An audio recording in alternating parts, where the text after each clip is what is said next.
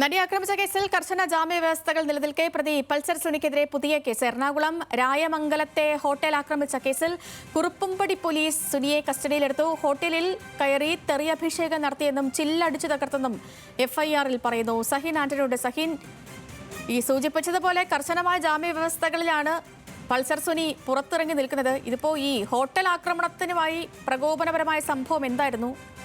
എന്താണ് പോലീസ് നടപടികൾ? ഇന്നലെ പൾസർ സുനിയും സുഹൃത്തുക്കളും ഭക്ഷണം കഴിക്കാൻ രായമംഗല ഹോട്ടലിലെത്തി എന്നുള്ളതാണ് മനസ്സിലാക്കാൻ കഴിയുന്നത്. അവിടെ ഭക്ഷണം കൊടുക്കുന്നതിന് വൈകി, ഭക്ഷണം വിളമ്പാൻ വൈകി എന്നുള്ളതായിരുന്നു സുനിയെ പ്രകോപിപ്പിച്ചതെന്ന് മനസ്സിലാക്കാൻ കഴിയുന്നു. എന്തായാലും ആ ഹോട്ടൽ സുനി തല്ലി തകർത്തിട്ടുണ്ട്. ഒപ്പം തന്നെ അവിടെയുള്ള ആളുകളെ ഭീഷണിപ്പെടുത്തുകയും ചീത്ത വിളിക്കുകയും എല്ലാം ചെയ്തു. ഇതിൻ്റെ അടിസ്ഥാനത്തിൽ തന്നെയാണ് കുറുപ്പുംപടി പോലീസ് സുനിക്കെതിരെ കേസെടുത്തിരിക്കുന്നത്. എഫ്ഐആർ രജിസ്റ്റർ ചെയ്തു. മാത്രമല്ല സുനിയുടെ അറസ്റ്റ് രേഖപ്പെടുത്തുമെന്നാണ് മനസ്സിലാക്കാൻ കഴിയുന്നത്. നിലവിൽ സുനി കസ്റ്റഡിയിലുണ്ട്.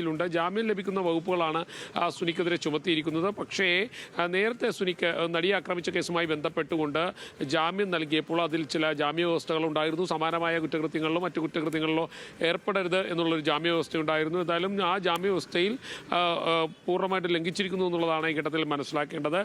നിലവിൽ സുനിക്ക് ഇന്ന് നടിയെ ആക്രമിച്ച കേസിൽ കോടതിയിൽ ഹാജരാകേണ്ടതാണ്. വിചാരണ വേളയാണ് ഇന്ന് ഹാജരാകേണ്ടതാണ്. പക്ഷേ സുനിയെ അറസ്റ്റ് ചെയ്തുകൊണ്ട് തന്നെ കുറുപ്പുംപടി പോലീസ് കോടതിയിൽ റിപ്പോർട്ട് സമർപ്പിക്കുമെന്നാണ് മനസ്സിലാക്കാൻ കഴിയുന്നത്.